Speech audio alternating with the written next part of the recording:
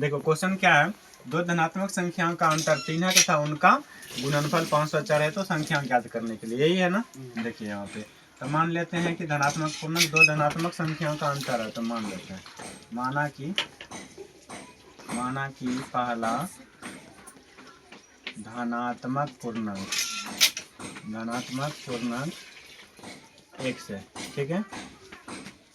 दूसरा क्या मान लेगा, दूसरा y मान लेते हैं y। तो प्रश्न के हिसाब से अगर चलेंगे, माना कि पहला धनात्मक पूर्णांक x है, दूसरा y है, तो प्रश्न क्या कहता है, दोनों संख्याओं का अंतर।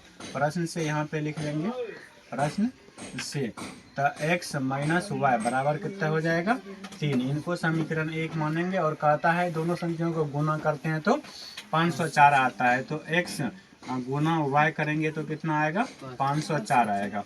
अब प्रतिस्थापना विधि से इनको हल करेंगे समीकरण 1 से। तो x माइनस वाई बराबर 3, माइनस का y है तो बराबर के उधर चल जाएगा तो प्लस का हो जाएगा।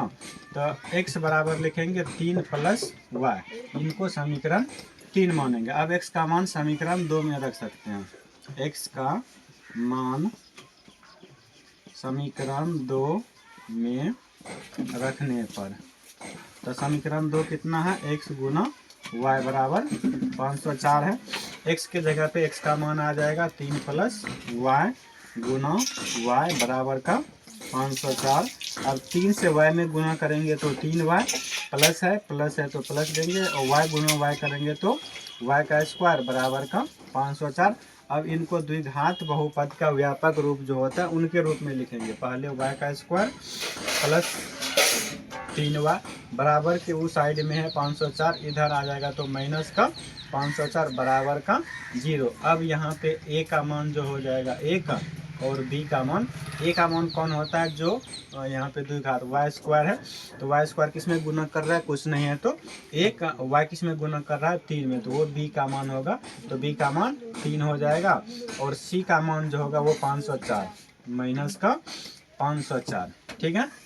अब संख्या ना ज्ञात करना है, तो इन समीकरण का क्या करेंगे हम, बोलिए। हाँ, तो इनका मूल निकाल लेंगे। क्या मूल, 3 पदों में है तो 4 पदों में तोड़ने के लिए गुणनखंड करना पड़ता है। 504 का गुणनखंड कर लेंगे तो कितना बार में कटेगा, 2 से कटेगा तो 252 हो जाएगा। फिर 2 से कटेगा तो 2 कम 2 2 दूना 4 2 छाक 12 126 हो जाएगा ना। फिर 2 से कटेगा तो 63, फिर 3 से कटेगा तो 21, फिर 3 से कटेगा तो 7, फिर 7 से कटेगा तो 1। इन सब को जोड़ या घटा करके कितना लाना है, 3 के बराबर। 2 दूना 4 दूना 8 या 24 हो जाएगा।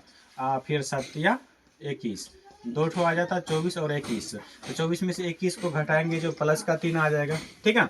इनको 4 पदों में विभक्त कर लेते हैं। तो वाई स्क्वायर को कैसे लिख सकते हैं, वाई स्क्वायर, इनका कोई ज़रूरत ही नहीं है, इनको छोड़ देना, इनका तो ज़रूरत ही नहीं है। तो वाई स्क्वायर प्लस का क्या करेंगे 24y माइनस इसमें क्या करेंगे 21y माइनस 504। तो 24 में से 21 जाएगा तो प्लस का 3y के बराबर आता है, ठीक है।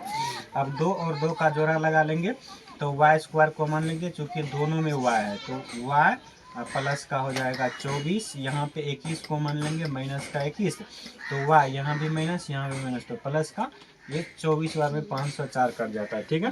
एक कोष्ठ के अंदर वाला लिखेंगे, एक कोष्ठ के बाहर वाला। कोष्ठ के अंदर में दोनों सेम संख्या, तो y माइनस 21 यहाँ पे लिखेंगे y माइनस 21 और y प्लस 24, ठीक है। अब दोनों को अलग अलग, y माइनस 21 बराबर 0 और y प्लस का 24 बराबर 0 कर लेंगे। तो y यहाँ 21 क्या है, माइनस का है, तो बराबर के उधर जाके प्लस का, तो y बराबर ये प्लस का है 24, तो उधर जाके माइनस का हो जाएगा। तो माइनस का मान नहीं होगा, यहाँ पे लिखेंगे ऋणात्मक मान नहीं होगा, इसीलिए y बराबर कितना हो जाएगा 21 हो जाएगा। दूसरा संख्या निकाला, पहला संख्या को निकालने के लिए क्या x मान है ना, तो y का मान कहाँ पे रख देंगे, समीकरण 1 में रख देंगे y का मान। तो y का मान समीकरण 1 में रखने पर समीकरण 1 कितना है, x माइनस वाई बराबर का 3। तो x का मान पता नहीं है तो x का x लिखेंगे, माइनस y का मान पता है 21 बराबर का 3। अब माइनस का 21 उधर चल जाएगा तो क्या हो जाएगा, प्लस का हो जाएगा, यानी 3 प्लस का 21 कितना हो जाता है, x बराबर 21 3 कितना हो गया 24। x कौन माने थे, पहला संख्या, यानी कि पहला संख्या कितना हो गया 24 और दूसरा संख्या कितना हो जाएगा, दूसरा संख्या हो जाएगा 21। ठीक है, समझ में आया।